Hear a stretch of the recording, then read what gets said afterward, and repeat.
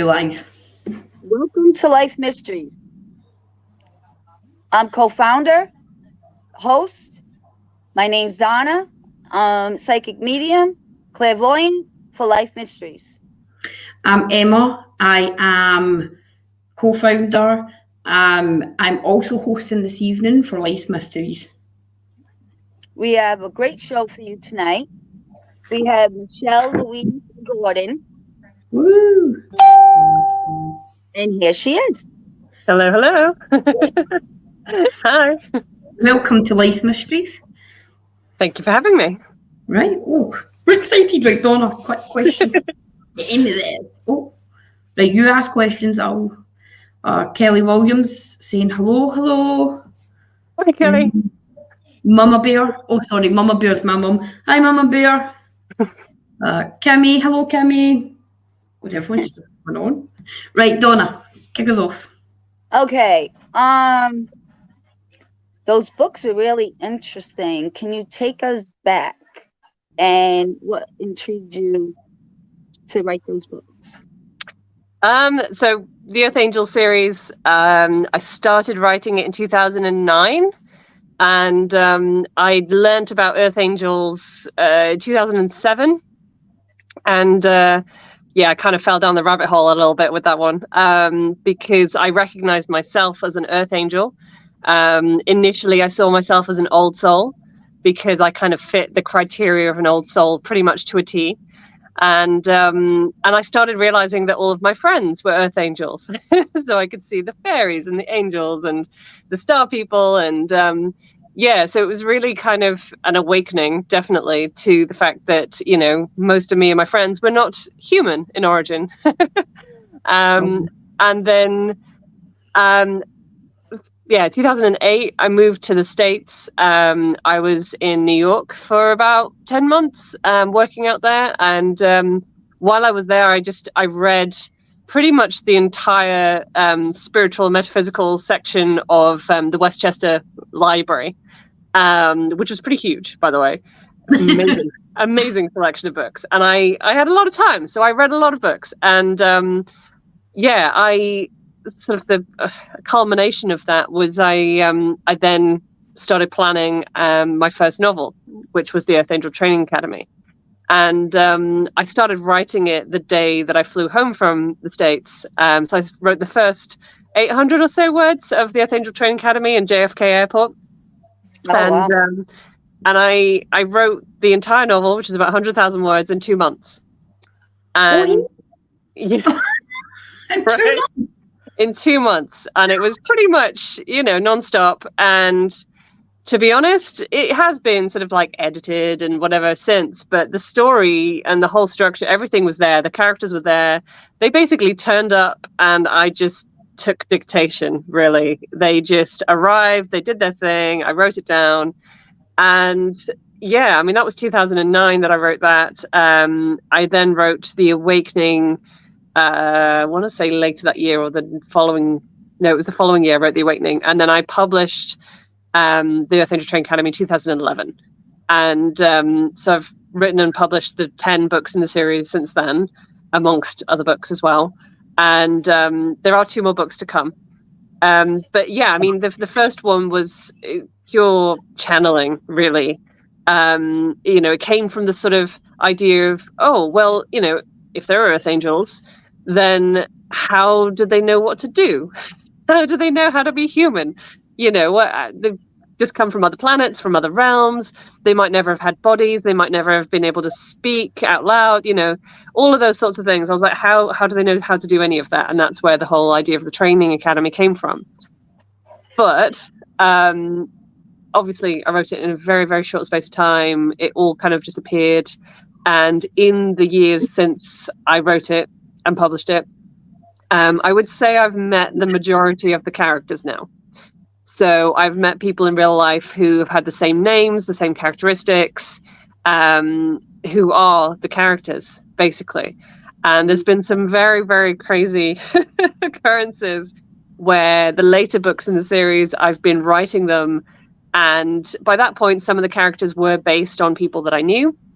And I would make the characters do things that the people in real life would never do because, I didn't want them to be exactly like the person. And the next thing I know, the person in real life is doing what my character just did. And it got a little bit crazy at one point where one of the characters was based on my editor. And I asked her what she wanted. I was like, any requests? And she wanted the character to be a runner and to have a black cat called Harry. And she had some requests.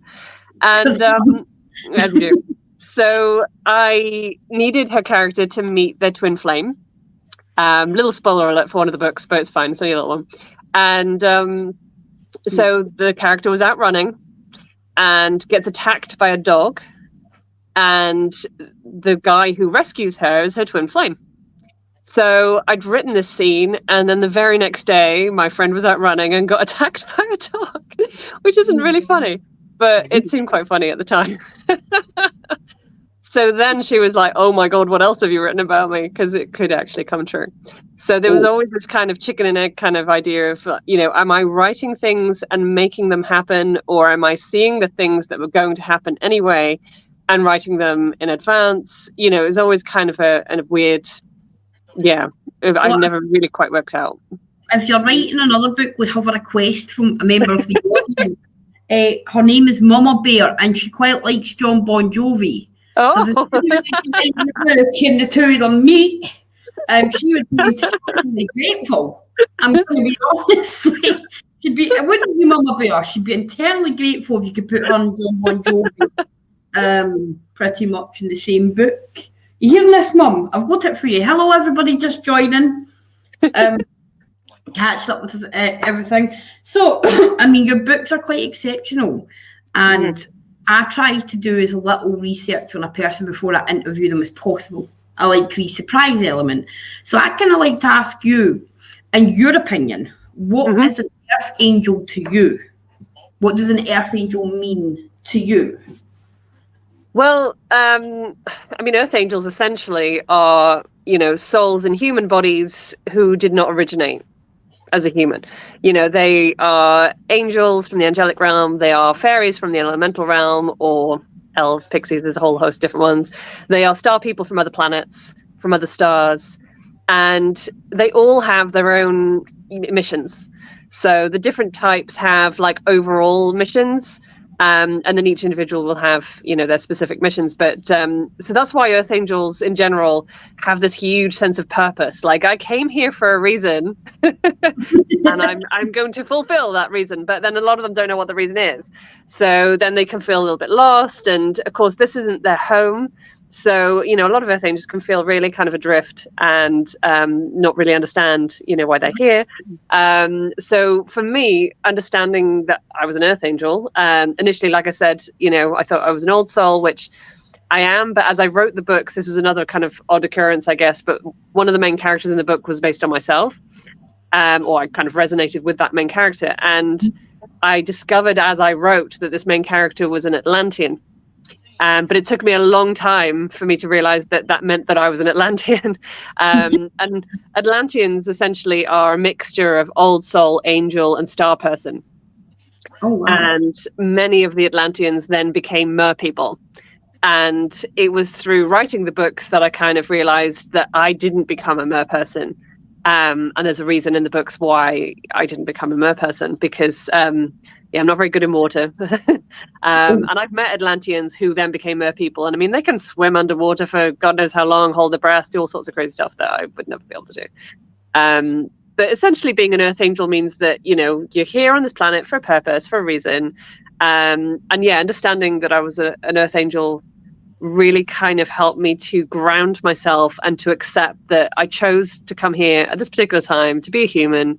And so anytime that I really felt like I just wanted to go home, and there were many, many times, especially as a teenager, that I just wanted to go home, that actually there was things I needed to do first. And I think that's one of the key things for an Earth Angel to realize is that, they have decided to come here for a reason. And despite how difficult it is, because a lot of Earth Angels may never have been human before. So in order for them to really truly understand what it is to be human, they've basically signed up to have every different possible complication, challenge, difficulty that you could possibly get. So they'll have all sorts of health issues and financial issues and relationship issues, and you name it. Earth angels have gone through it, and that's because they wanted to experience all of that to be able to connect with humans, to be able to understand what it is to be human. And angels particularly seem to take on all of those things, because they've never had to experience it, basically. So yeah, I don't know if that answered the question. My mum, oh wait, no. Oh yeah, sorry, this is Mama Bear. Hi, can I find these books and could you please sign them for me? Well, I mean, all the books are available on Amazon and all retailers and stuff. I mean, obviously I can do them direct as well, but yeah, they're also in 2 different covers, just in case people are looking and getting confused. There's what I call the American cover and the UK cover. Basically, it just means that I did a redesign at one point, and I decided to separate them in that way. So there's the bigger ones, which is the US cover, which have more like graphics on the front, and the UK ones are just all different colors with symbols on the front. So yeah, they're so there's 2 different types. I kept both. The older one is the bigger one, and I kept that one going through the series because obviously people like to have a whole set. So I didn't switch over completely. But I'm not even sure if I've got any here I can hold up. But anyway, yeah. So there's just 2 different types of cover. So if people are buying them, just check you're buying the right cover. I'm sure I can find. Oh God, find the page for you to ask privately, Mum, about the books. Don't you worry. She can't just send me a message. Yeah, I'll make sure you can send her. Look, she's famous on here already, Donna. Should we just go? Very interesting subject, thank you. Yeah. Well, you know me, I heard Earth Angel and I was in there like somewhere. No, I've really never heard of Earth Angels. It's no something that I've ever heard of, so I was simultaneously intrigued. But the covers, because there's a cover of your book that's got a mermaid on it, isn't there? So that's the Magical Mermaid Portal. So that is one of my children's books. So I've got a series of children's books. There's the Magical Fairy Door, the Magical Mermaid Portal, and then the Magical Dragon Mirror will be out in July. I'm just literally writing the last chapter now. So yeah, I've started a sort of children's series, sort of aimed at age 8 to 12, and and they kind of just have a different magical being in each one. Whereas the Earth Angel series have all the magical beings all at once. She's 8 to 12. I still watch cartoons. I'm buying them. Well, to be honest, it was quite funny because my mom, bless her, is one of my proofreaders. She's one of my main sort of proofreaders, and when I gave her the Magical Fairy Door, I was like, could you give this a read and like proofread or whatever? And she's like, oh, do I have to pretend to be a child to like enjoy it? And I was like, just read it and just see what you think. And she came back to me. She's like, oh my God, and when that happened, oh my God, and when that bit happened, and she was just so into it. It was great. And I feel like, I've written them as children's books, but all of my readers who've read the Earth Angel series tend to buy them and read them as well. So it's a question from Vicky Fletcher. So is an Earth Angel like an empath? I think a lot of Earth Angels are empaths in that they are very, especially angels, incarnated angels. So when I say angels, I mean incarnated angels, which are a type of Earth Angel. So Earth Angel is like the umbrella term. And then you've got the angels, fairies, mermaids, star people, old souls, Atlanteans. You've got all these different types, if you like, underneath the umbrella. So incarnated angels particularly are very empathetic. And that's because they literally were in the angelic realm, tuned into humans all the time, taking on all of their stuff, if you like. And yeah, a lot of Earth Angels are very, very sensitive to energy. They're very open. And yeah, I would say possibly a lot of Earth Angels are, but saying that, I would say star people, probably not. Star people tend to not empathize and connect with others as easily as maybe the angels or the fairies, because coming from other planets, they quite often don't have bodies. So they find it quite difficult to interpret and understand body language, facial language, tone of voice, that kind of thing. So for them, I would say perhaps not as much of an empath. Although they may pick up on vibes, on the energy, but they won't be able to pick up on any kind of visual clues or cues. So yeah, it's possible that they're more likely to be empaths. Wow. Jose thinks that me, you, Michaela, and Kelly should write a book. Listen, I think we should leave the writing to the professionals, aka like, I don't know, my book would be quite crazy. Thank you. Oh, Vicky, thank you. Important question. Something you just said. You mentioned like reincarnated, partial reincarnated, the earth angel. Yeah, so the angels they're known as like incarnated angels, which means that they're basically angels incarnate. So they've come from the angelic realm. So all earth angels are in human bodies, and they've kind of not necessarily reincarnated, but incarnated into human bodies. Some earth angels have been human before. Some of them have been, and there's like mixtures as well. You can get sort of angels and fairies mixed, and so some of them have lived in other realms and other planets. So, sorry, I just seen the comment. So, yeah, there can be like mixtures. Like I said, an Atlantean is a mixture of old soul, angel, star person, and then sometimes mer person as well. So there can be sort of mixtures, but there are some earth angels who this is their very first human experience, and they've only been the one type of earth, being previously. So yeah, and I think that's kind of true for a lot of angels and fairies, particularly. Whereas old souls are termed old souls because they have actually lived thousands of human lives as well as their other previous incarnations in different places. So they have a very kind of just heavy, old feeling to them. I mean, it's kind of the sort of typical thing. Oh, they must be an old soul because look at their eyes. And, I was like an old lady when I was a child. I was just really, and in fact, even, people would mistake me when I was like 13. People thought I was in my 20s to 30s. It just, the sort of energy that you give off is that of a much, much older person. Wow. Although, strangely enough, I've kind of sort of released that a little bit because as soon as I kind of got into my 20s, I started getting ID'd, and I've actually like passed as my partner's like child, and that's great. Oh, yeah. So I'm getting younger. The problem is when you was younger was I thought he was not getting ID, so he was like clubbing away. Now you get ID'd for it, you don't want to date anymore. So I mean, I love it. I mean, it was literally probably a few months ago. I was trying to buy some paracetamol, like some headache tablets, and you only have to be 16 to buy them, and the lady asked me for ID, and I just thought it was brilliant. I was like, and she was so embarrassed, I'm just like, it's fine, you're like my favorite person now.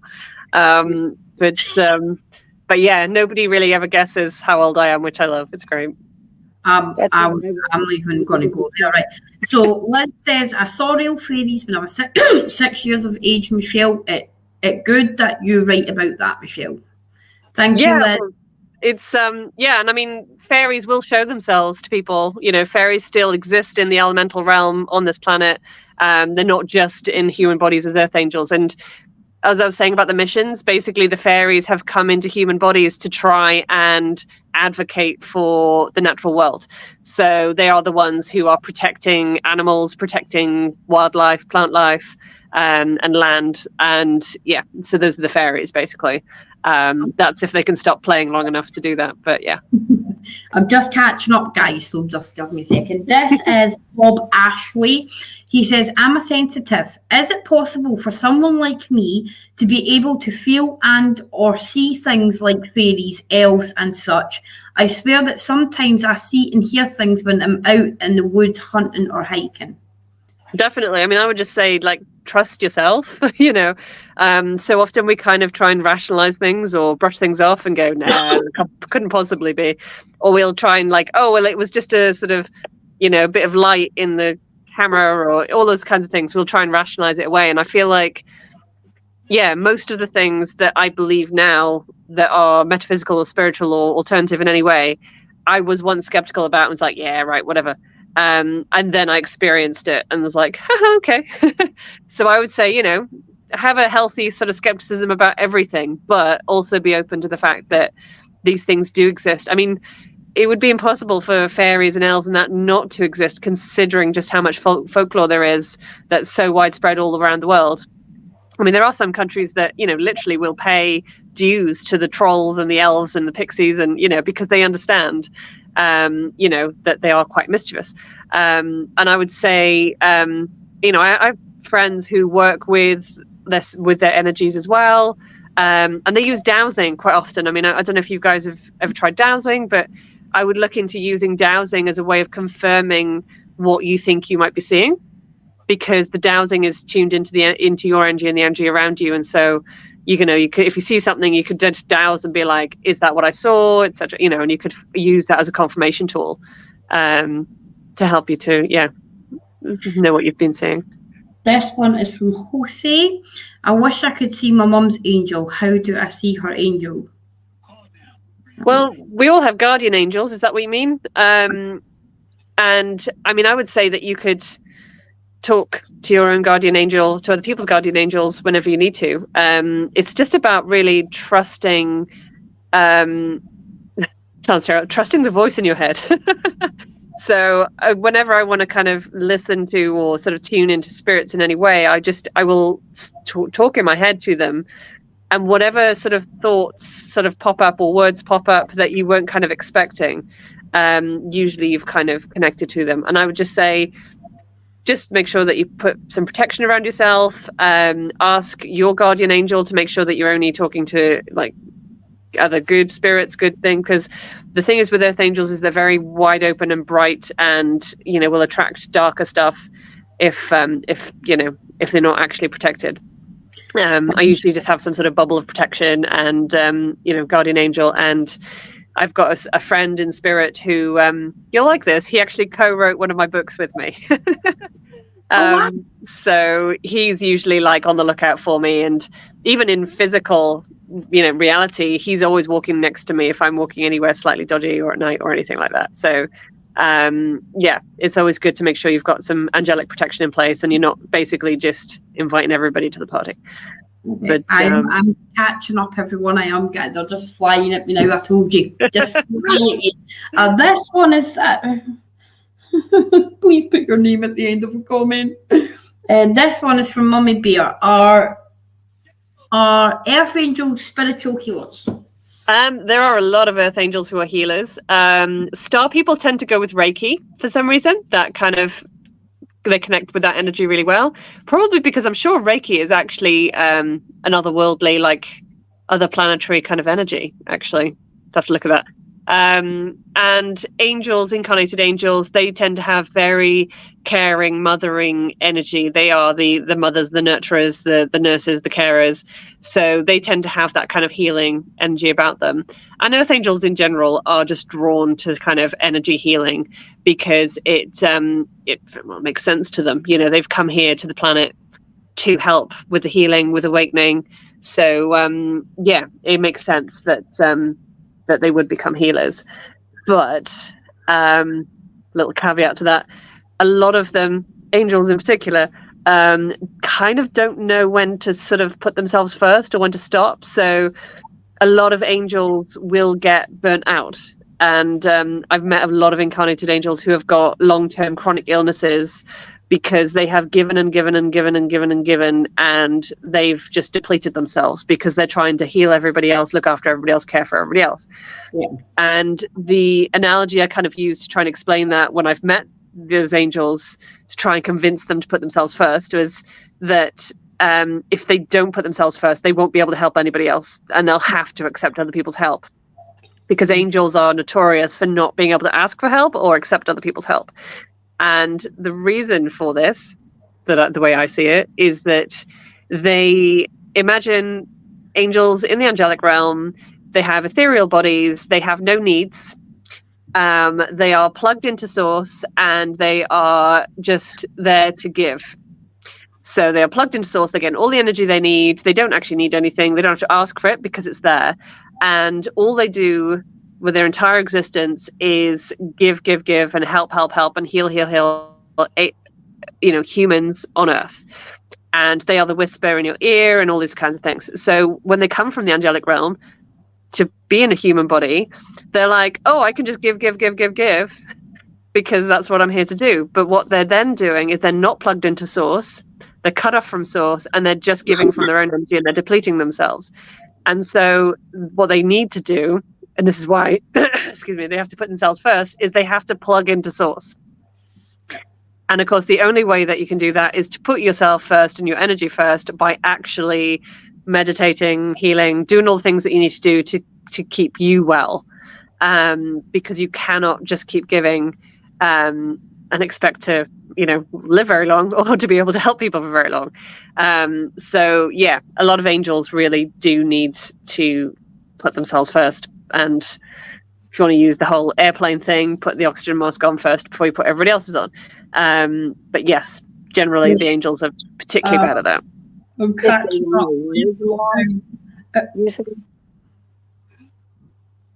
Sorry, I didn't catch that. You said if they want to live long. Yeah, well, I mean, if you don't put yourself first, if you don't look after your body, it's you're going to shorten your lifespan basically, because they don't eat right, or they don't sleep well or look after themselves. So yeah, if they want to help more people, they definitely got to put themselves first. Well, let me just catch up here. Bob Ashway said, thank you for your advice. I'll be more observant and open when I'm out and about. Cool. Hold on, I'm catching up. Vicky Fletcher, driving home yesterday, I saw 2 leprechauns. Well, not real ones, but these 2 guys that had beards and everything. Literally chuckled to myself because they could have passed for them. Josie said, okay. Do you know the purpose of an earth angel? If so, what did you find your purpose? That was Michaela. So do you know your purpose on Earth, and what age did you find out your purpose? Is that the one? Do you know your purpose on Earth, and if so, what age? Age did you find out your purpose? Well, I wanted to. I mean, I've been wanting to write probably since I was about 7 or 8 years old. And I've been sort of writing stories, and I started writing poetry when I was about 11. So I always wanted to be a writer, but didn't really know that was like my purpose, or that was what I was supposed to do. And I suppose it was only when I started writing books then, sort of in my 20s, that I realized, okay, so this is what I actually came here to do. And I sort of been diverted off the path a few times, but the books will always be there, because of the feedback that I've had from other Earth angels from them. I've had a lot of people message to sort of say what impact it's had, how it's helped them, and sort of help them realize who they are, why they're here. So in a weird kind of way, I suppose most of my purpose is helping other people figure out their purpose, which tends to happen. But yeah, I would say that writing is probably one of my main, because I used to do some hands-on healing and other kind of like healing work, crystal work and that kind of thing. And it never really quite felt like that was what I was supposed to be doing.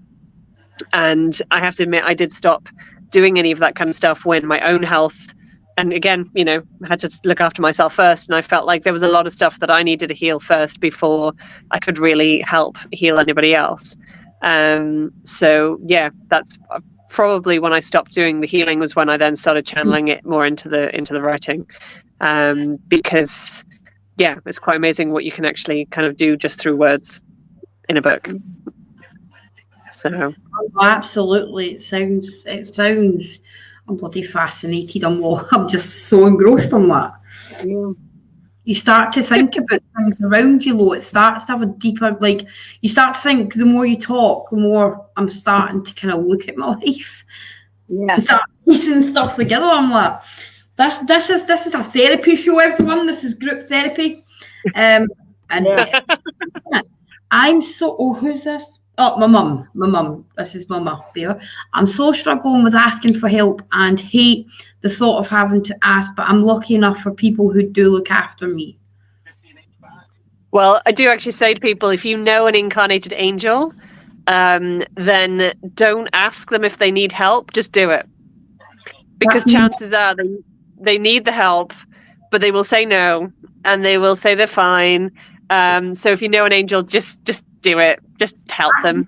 And my mum, right there. I help my mum. Like, I'm always with my mum, who really is not keeping good health, and I'm always helping her. And it annoys her. It's just go behind her. It's because angels feel like it's their duty to help everybody else. So they're like, "Why are you wasting your resources on me? I'm supposed to be helping you." It's very typical. We have a question from Michaela Williams. How long does it take one book take you to write? 2 minutes? Nah. How long does it take you to write? She wrote it in months. Yeah, so the first book was 2 months, and that was 100,000 words. The next book was about 6 weeks. That was 75,000 words. And then the other books in the series are around 50 to 60,000, and they varied.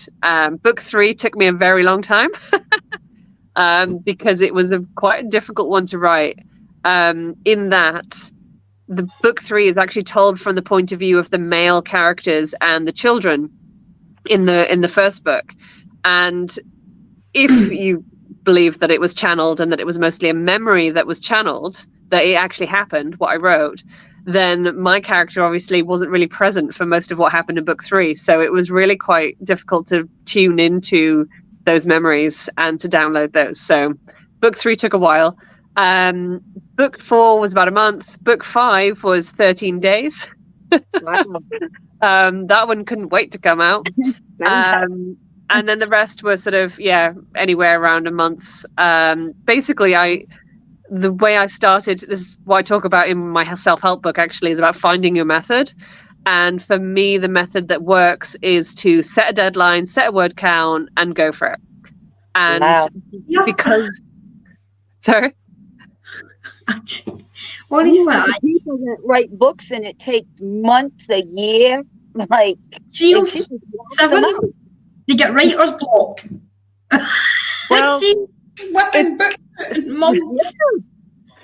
Well, to be fair, I mean, for the last, I would say 4 or 5 years, I haven't really written a lot. I've sort of been focused more on, because I publish other people's books, and sort of in 2018, I really started shifting my focus onto that. So I've published probably about 30 or 40 books for other people in the last 5 years. So I haven't really been writing as much of my own stuff. And put your mask on before putting other people's mask on. Well, it just kind of happened like that. It wasn't really an intentional thing. I sort of started my own little publishing house and all that kind of stuff. And but also, I kind of just fell out of the whole. I started doing more physical crafts again, so I've always been creative and crafty in that. And I started knitting and sewing and crocheting, and I've become obsessed with letterpress printing. So I kind of got all more into that because there was a time where I was spending a good 12, 14 hours a day on a laptop, and it just... I kind of fell out of love with it a little bit. So it's I'm trying to basically get back to the writing, back to the book. So in the last few years, because I was publishing 2 books a year minimum, and then in the last few years I've only published a couple in maybe 5 years. So I'm trying to get back to the writing and publishing again because I've missed it. You need to be told because everyone in here's loving it. So Michaela's come in with, how many earth angels have you met so far? Wow. That's a really good question. A lot. And it's quite interesting actually, because when I've done talks in person, people are, and it's been to like sort of like what I would call muggles, non-magical folk, and they kind of say to me like, do you get people sort of a bit weirded out like by what you're saying? Like, do people and I'm like, no, because most of the people that I attract into my life get this, they understand, and even if they've never spoken about it to anybody else, they'll talk about it to me. you know, I get people coming to meet with me just because they want to tell me about their angelic experiences or whatever, and it's so I tend to only really attract earth angels, and anybody else doesn't tend to stick around very long, because they think, yeah, I'm pretty nutty, I guess. I don't know, but yeah, I mean, character-wise from the books, I've met a lot of the characters, and there was one. It was really bizarre. It was when I was writing book 4 and 5, and I met this guy who had the same name, and I started writing stuff in the book, and then the guy in real life started doing it in real life, and in the end, it just got a little bit too weird. So I told him, you know, that there was this character in my book with the same name, and he was a star person. And he was like, "Oh my God, my mum used to say to me when I was a kid, you're my little star person from the 5th dimension." And it was just, yeah, he was just that character to a T. So I've met a lot of the characters. And there was even, this is my favorite one actually. I when I was writing book 1, in that one, there's 3 different types of star people, and 2 of them are completely made up, as far as I know. And one of them was from a star called Zubanel Ganubi. And You want me? yeah, Zubanel Ganubi. It's one of the stars in the Libra constellation, I think. And it was in the news that particular week that I was writing that part of the book. And I just thought, I love that name. It's crazy. And the little fairy, who's called Aria, won't be able to pronounce it. So it'll be funny. So I picked that star. That's where the Zubanel Ganubians are from. And yeah, after, I think the 2nd or 3rd book was out by this point, and this lady had bought the first one and read it, and she came running up to me the next time I saw her, and she was like, "My husband is a Zubanel Ganubian." And I was just like, what? The mere we're just sitting there going, I'm not trying to pronounce that sober, never mind with a glass of vino. And, can you say that slowly? We'll see if we can get Donna to say it. Oh God. Zubanel Ganubi. Zubanel Ganubi. Zubanel Ganubi. Yep. Zalbanel Ganubi.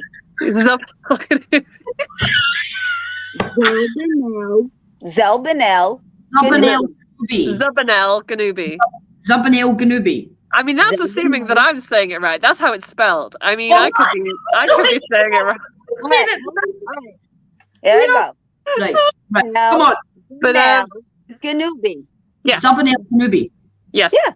That's it. So yeah, this lady's husband had literally named his boat Zubanel Ganubi. He was obsessed with the planet. He fit the whole criteria. It was hilarious. So yeah, that was one of the best ones. Right, that way. It's actually, so I'm watching my phone and it comes up subtitles, as you know, when you see it.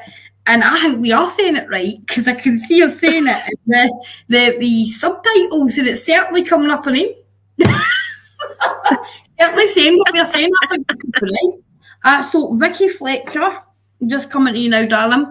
Do you come into contact with people with more of a negative feel to them, and is this something you can pick up on? Yeah, I think I mean, yeah, a lot of Earth Angels will be able to pick up on a negative vibe around people. I mean, I knew a guy once whose entire business was on how to help people change their first impressions. And his business was actually called 7 Seconds, because apparently we make assumptions and get an impression of somebody within the first 7 seconds of meeting them.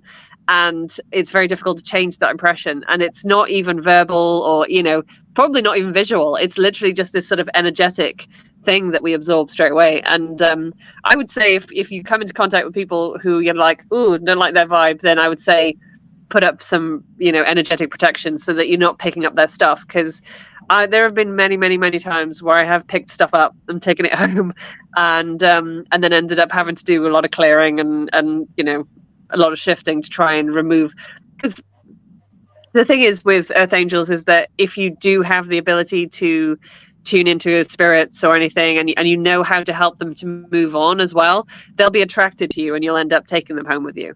So, it's always a good idea to kind of grid up and, or, if you do find them, sort of help them to move on. But, it took a long, long time for me to be able to I literally call it like stepping back from myself to see if how I feel is actually mine. So I would come home and I'd be really, really down and really upset. And I'm thinking, but there's no reason for this. So what's going on? And then I'd be able to step back, look at it and be like, oh yeah, this isn't my stuff. And then I could almost ask my angels, be like, what is this? What's going on? And it's kind of interesting. The book that I co-wrote with my spirit friend, the way he actually described it was that when we have lower energies and entities and sort of a depression or sort of fog around us, it actually creates this like barrier and makes it harder for us to hear our guardian angels. And so when people feel like they've been abandoned and they're alone and they're sort of in this sort of dark sort of space, it's because they can't get through. So that's why it's really important to kind of really be aware of what's yours and what's not yours, so that you can actually clear it. This is how we'll rewind this and watch this, Donna, and take notes. Vicky Fletcher, same person asked a question, says, Mum always says that people drain the life out of me. I mean, that's I would say get some bubbles up. I mean, the sort of bubble idea seems really simplistic and really sort of childlike, but literally envisioning a bubble around you of light, you can imagine different colors. If it's pink, then you're sending out love, but you're bouncing off people's stuff, and it works because quite a few years back I used to do like oracle readings for people, and this lady came to have a reading and she was like, what is that around you? What she was trying to explain it, and she could see my bubble because she could see energies and auras herself, and she described my bubble and I was like, yep, that's my bubble. It's just like, it's just protecting me. And you could put different layers of different colors, and it just helps to just bounce off. And am I allowed to swear? Can I swear on this? On you go. Okay, well, me and my friends call it our rainbow shit shield. So if you can imagine a rainbow of colors all around you and it's your shit shield, it's going to just bounce the crap right off. And, to start with, I would say like every day, every other day, just check in the morning, like rainbow shit shield up, before you go anywhere where you're likely to pick anything up. And then after a while, it kind of becomes a sort of, presence. I mean, I would say it's fairly rare now for me to pick stuff up that is unintentional. So I think we've amused our audience. Hey, listen, we're life's mysteries. If you need to swear, hon, the funny thing is, like, some people swear and you go, standard procedure. You look at Michelle and when she swears, you go, she's never sworn a day in her life. It's like that angelic. Like you said, you can judge somebody on looking at them. So I'm sitting here going, this woman's angelic as hell, and then she comes out with that. Like, you forget that they're still ordinary people and they probably speak like that often.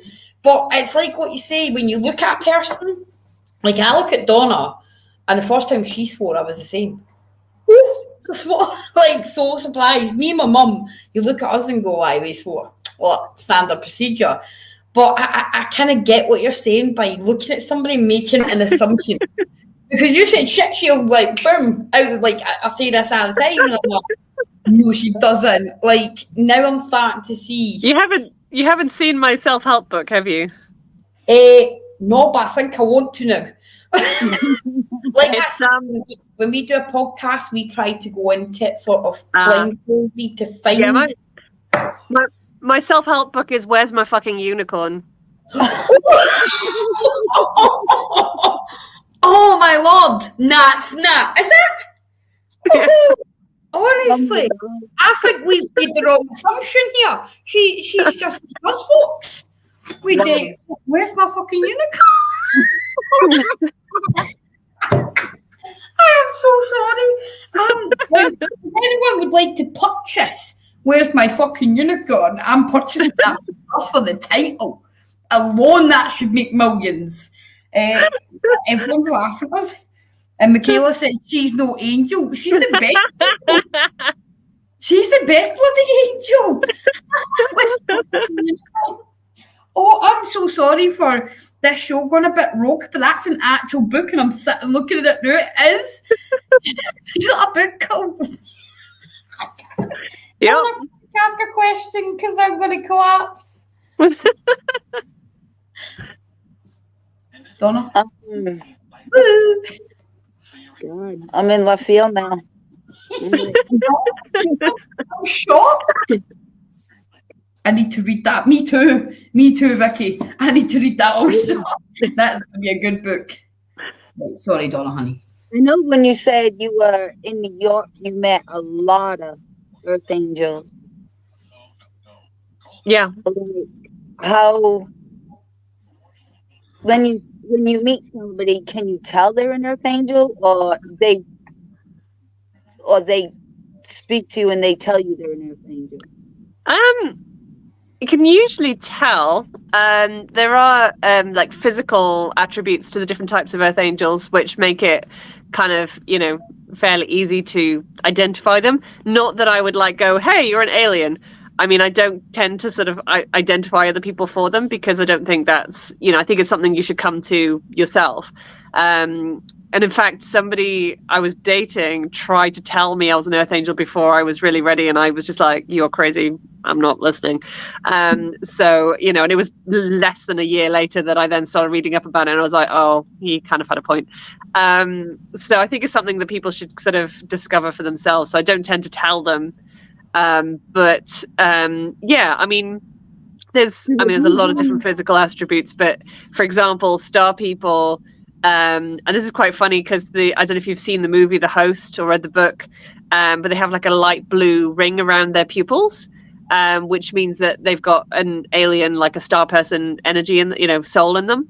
And star people do tend to have a lighter ring of color around their pupil. And when you've seen that, it's quite mad to see that in people's eyes. And if you can see auras, there are star people who have literally a rainbow aura.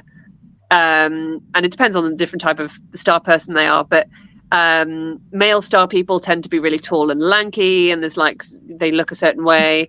And then the female star people tend to be sort of shorter than average. But again, it probably depend on the different planet or whatever. Angels tend to be a little bit bigger because they actually physically put weight on as a barrier to the negative energy. And like fairies tend to look quite pixie-ish and fairy-like, and there's sort of typical stereotypes.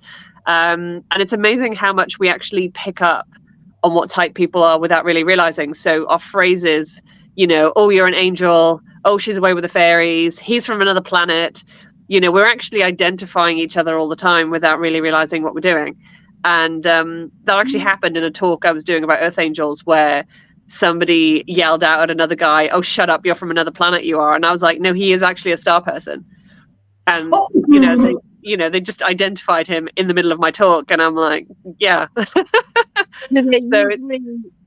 find, like, if you're a star person or an Earth Angel, do you usually find out at a younger age, say, compared to my age? No, I mean, a lot of Earth Angels I've met really didn't realize it until a lot later. I mean, and in fact, there's other things that obviously a lot of us don't find out until a lot later. So there's a lot of Earth Angels in my life right now who are being diagnosed with ADHD and autism and other things like that. And really, that's part of the Earth Angel thing. There's a lot of Earth Angels with those different things. Star people particularly are kind of more on the autism sort of spectrum. If you've ever seen Big Bang Theory, I would say that Sheldon is a classic star person because he doesn't know how to read facial language and all that kind of stuff. And also they have like a fixation on a certain thing. And star people tend to be really into technology. And, the reason that we have such amazing technology that's really only developed in the last, 50 years is because of the number of star people who are here right now. Star people brought the technology from their own planets to ours. We would never have advanced this much without them, which has, had positive and negative benefits, as we're now seeing. And in fact, book 11 kind of addresses that a lot with the star people and technology, actually. So yeah, it's there's sort of, I would say, I mean, most of the Earth Angels that I know who are sort of now discovering, about the ADHD thing. I mean, they're all in their sort of 30s, 40s, 50s. They're sort of older, because in a way, when we're younger, we're trying so hard to fit in. We're trying so hard to mask it all and to be human, that it's not actually until we're a bit older and we start to not care what people think that we then really let all of this kind of out and let ourselves just be us, and not try to fit in the box. And old souls particularly, old souls have been in past lives, they've been burnt as witches or outcasts or whatever, so they have a lot of trauma around not fitting in and being seen as different, so they're going to do everything possible to fit in. So I think that's why it takes sometimes until 30s and upwards for people to understand and realize all of this, because they're actually like, yeah, do you know what, I'm just going to be me now, and not going to really care what people think about it. So yeah, I think it's quite typical to not realize any of this until you're much older, to be honest. Right, my son's autistic. Right. Emma, Hold some Schussman. 1 second. I'll be right back. Someone call you. Someone's called on the middle of the show. Is that right, Donna? We'll sit and read. What was the name of that book? Oh wow! No, this genuinely, I have an autistic son, and that would be quite a nice sort of, because I don't know how much of that he kind of believes in, but it would be nice to kind of. My phone's gone nuts. I'm definitely not an angel. Emma can verify. Emma and Donna can verify that. Who's that? Michaela? Oh hell no. Nah, she's not really. Right, you good? I really apologize. Somebody kept calling my phone, and I kept hanging up. She's got admirers, and someone kept phoning her phone. But yeah, I kind of like to think that about Smooshy, and I think he has that air about him. Yeah, talks and things like that. He does have an air about him of what you're saying, so it's intriguing. I'm a food monster. I don't think that's what we're talking about. You sort of are. So yeah, it would kind of be nice to kind of, I think, I don't know, this life's been highly interesting. It's made me look at it totally different. And again, that is what Life's Mysteries is about, is finding out these things and changing people's perception on what we think life is. I think, I've never really been keen on labels in general. So even with the Earth Angel stuff, they're a label, they're a name, if you like. And but I've always kind of said that in terms of labels, I'd much rather be labeled as a star person or a fairy or an old soul than with something that has the stigma attached to it, sometimes that ADHD or OCD or autism has. And I think that is changing. There's a lot more sort of openness about people, talking about ADHD and not seeing it as the negative sort of thing that it is. And, I literally only in the last year started really looking at ADHD and thinking, well, that's just me to a T. Right. And that was because all of my other Earth Angel friends were all starting to get diagnosed, and I was like, what is this? What's going on? Very interesting life, a good life. The way my phone kept going, I'm sorry, I missed what you were saying to me. I couldn't because when somebody calls, it knocks my audio out. Right. Well, she was talking about autistic people being starring, and you knocked off, and nothing else was said. Okay. We started having a laugh about you having admirers. I thought basically you having admirers. She rolls her eyes there. Vicky Fletcher. Why did you say that Earth Angels tend to get physical illnesses during life? That could be a bunch of reasons. With angels, it's definitely because they've probably given too much of their own energy and they've depleted themselves. They've probably taken on too many other people's pain. And also they need to, they've chosen to experience pain in a way that they can then empathize with humans and connect with them, because it is really hard to empathize with somebody if you don't know what it feels like. And, I've known people in my life who've never even had a headache, you know, and when you've got a headache, they're like, oh, just pull yourself together and get on with it. And it's just like, you really have no idea. So, you know, it's really difficult to empathize if you've never actually experienced that. And I think a lot of angels have sort of opted to experience things so they can understand.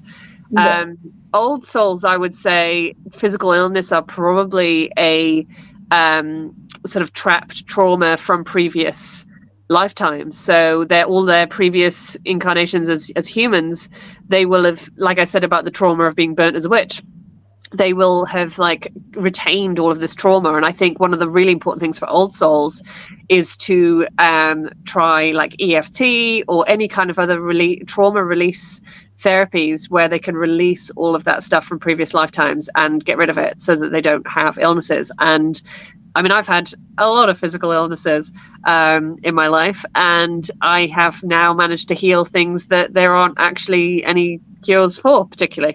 But they're gone. So, and that is really a combination of all of these different sort of energetic, spiritual healing practices where you actually are going back into where the root of the trauma was, or, you know, there's all sorts of different ways of doing it. I mean, there's no one way that I can say, just do this and it'll fix you, because it's not really like that.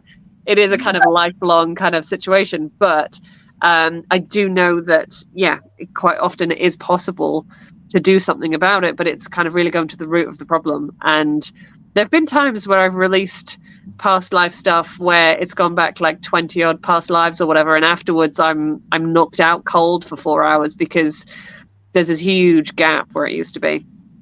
And you know, it's quite an adjustment to being without it.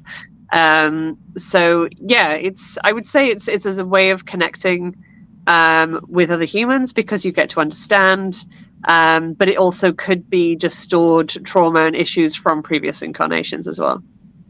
Whoa. Here, I hate toothache. Do you think what I something I would want healing for is toothache. I think that's a single serious pain in this world.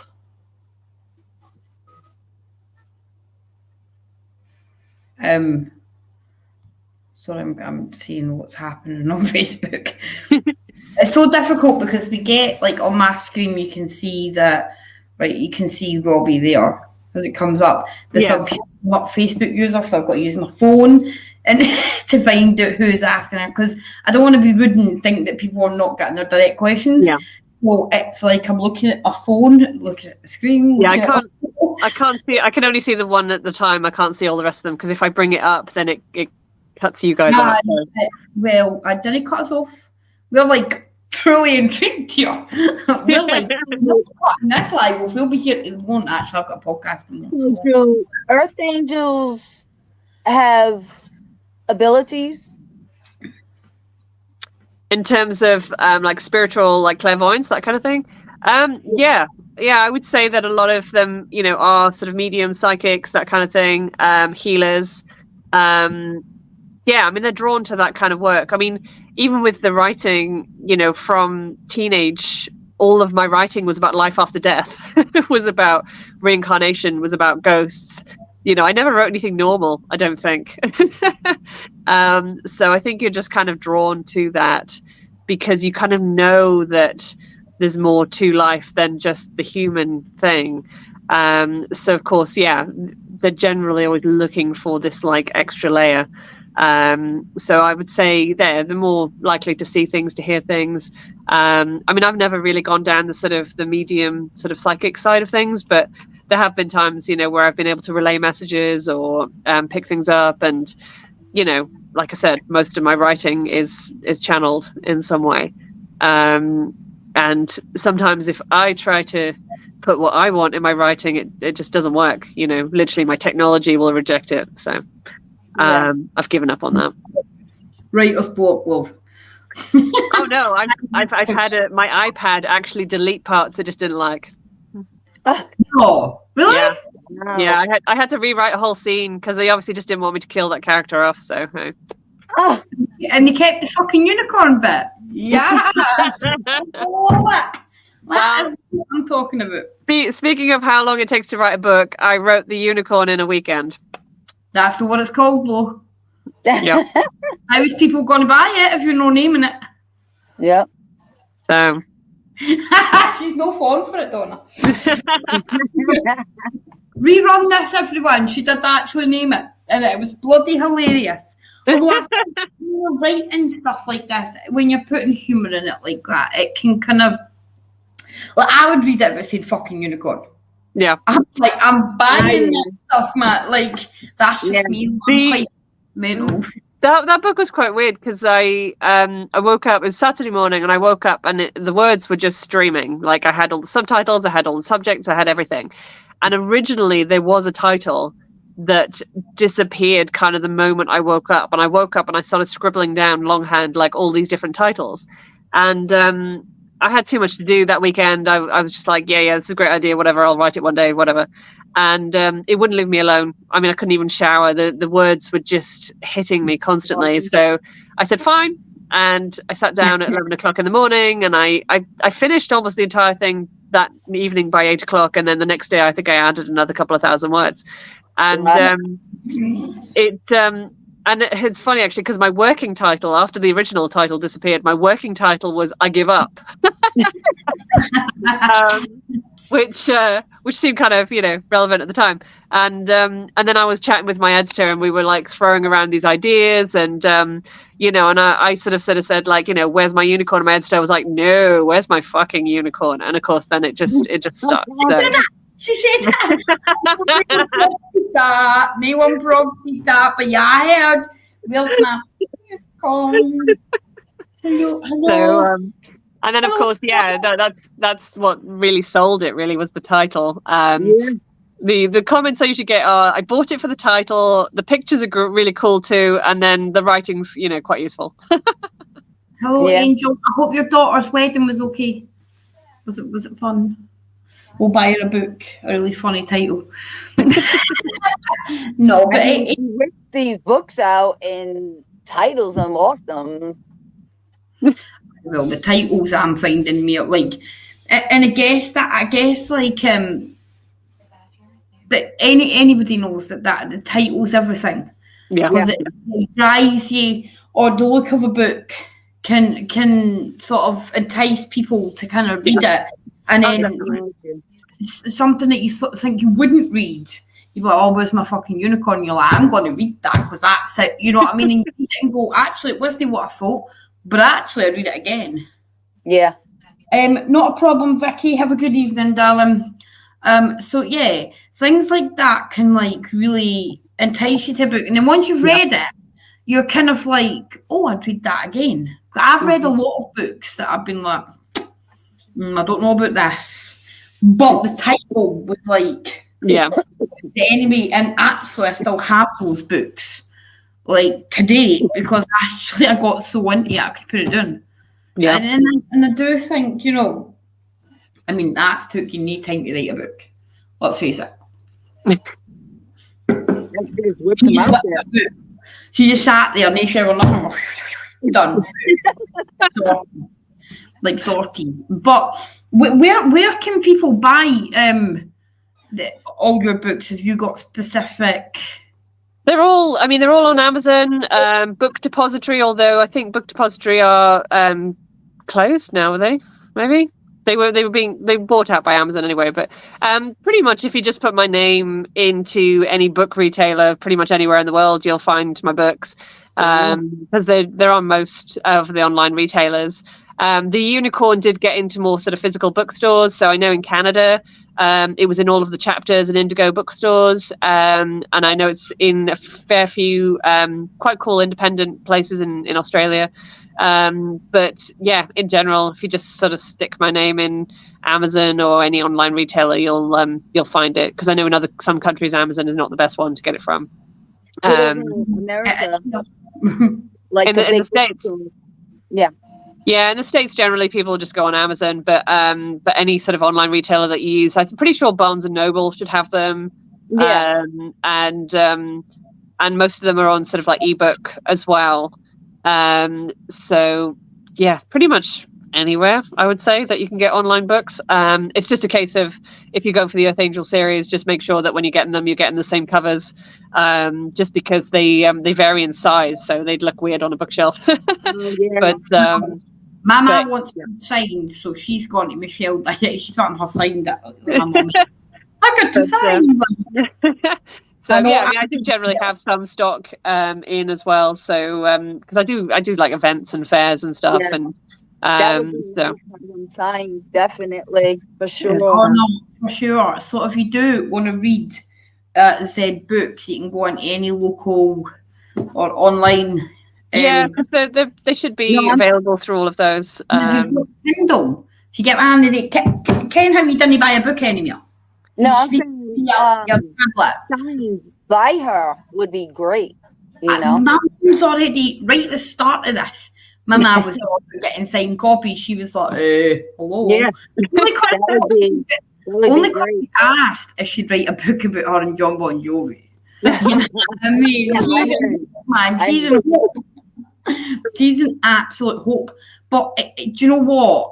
You've been absolutely fascinating. I kind of came into this with an expectation of kind of what we're going to speak about and sort of how, because you think of angels act like she swore. And you can kind of see how. You can kind of see how even angels are the same as people. They behave the same as people. Yeah. No. Especially old souls. I mean, we've been around the block a few times. It's not, nothing's kind of a surprise, really. Because it's annoying me. How old are you? Go on. Give it a guess. Go on. It's fun. Age, I'm saying 27. Come on, Donna. I like you. Donna? How old am I? No, how old am I? How old are you? I'd say 26. 26. Same age as me. Like, how old are you? I'm 39. Fuck! You're younger. You're older than me. No way. No, you're not. No, you're older than me. Nah, that's a lie. I want to see some. Born in 1984. 32. Nah, she's older than me. I know. I said you're a baby. No way, you fit. Thank you, darling. Mama Bear, you hearing this? No way. You do not look it. You're gone for 20 to 27. She's older than me. Wow. What no way. actual is going on here? What is actually going on here, Liz? Somebody tell me. No, why is everyone laughing? She's no way you're older than me. No. I'm not having it. I can find my my driver's license if you like. I said it. There's no way she's older than me. I got. I saw her. I saw her face, and I said she looks like an angel. She's older than me, right? I cannot believe that. I cannot believe that. Hey, I'll show you my date of birth here. You don't have to get your date of birth. It's okay. We believe you, but it's hard to believe. It's fine. You can show me after this because you didn't want to. Yes, this page, Wow. You're not a pensioner, Mum. You know what? Stalker. Listen, you gas stalker on Life's Mysteries. Trust me, I've got a few of them. Donna, huh? Have you got a stalker, hen? Do I have a stalker? Aye. Kind of. Yes, Donna, we will talk about this after this live. Oh, no, it's probably Diamond. But no. I'm only kidding, Donna, lighten up. I laughed. I said, you already know. I'm saying nothing, Donna. I was just curious. No. Well, you might see my man's driver's license picture. She was like, this height, you're very young. Like, the legit, I'm 33. Yeah. So I'm considerably younger than you, and nobody would have thought you were. Actually, you look just like your mom in her driver's license. Does that mean I look old? I've got stalking. It's a American woman with a Bronx accent. Whoa! Robbie, that's not nice. Oh, Robbie, You're talking about me. He never said your name. He never. And I'm not from the Bronx, Robbie. Everybody keeps saying I'm not from the Bronx. Everybody says that. I'm from Massachusetts. And you got to do a podcast there tomorrow evening, so I would pucker up and apologise right this time. Yeah, Robbie.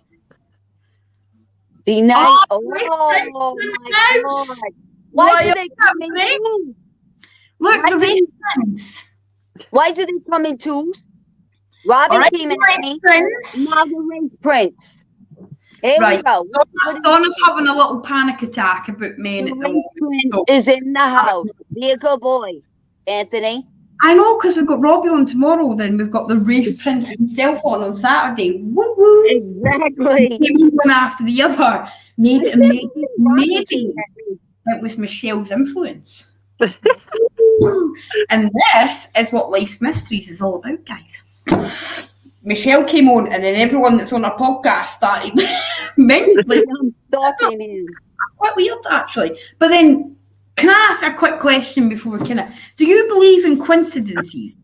As like an earth angel, do you believe in things being a coincidence? I would say I believe more in synchronicities. So, I believe that things, synchronize and happen at certain times, and it all just kind of, I definitely believe in synchronicity. And I also believe in expectation as well, so we see and we experience what we expect. And if we're not expecting something, we don't see it.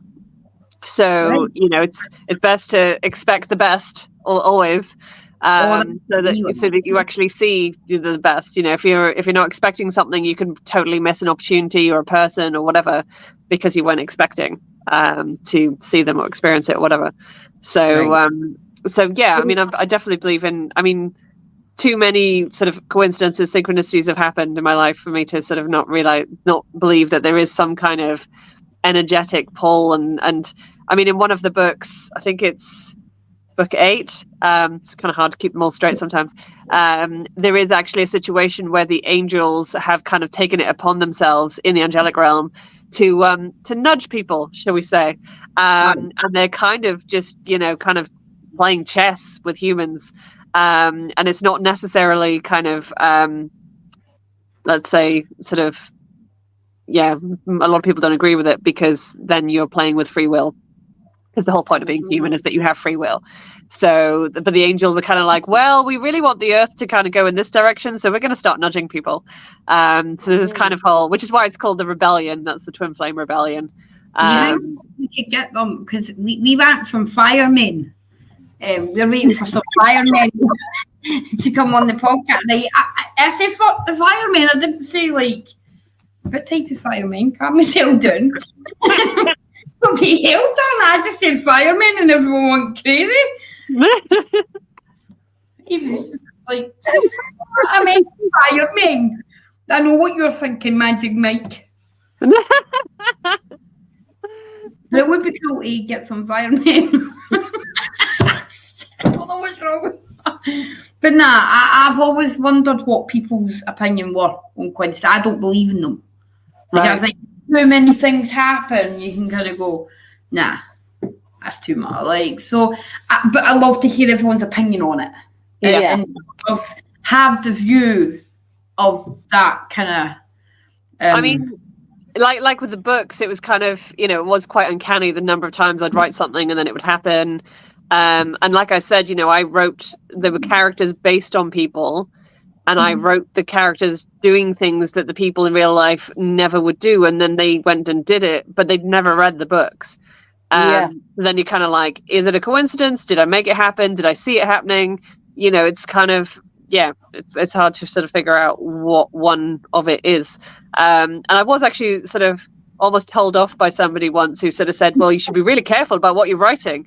And I'm like, well, I don't really have a huge amount of choice because what I write is what comes through. And quite often when I try to change it, it doesn't really work. So so I don't really feel like it's me making those things happen necessarily. I'm just receiving the words and writing them down.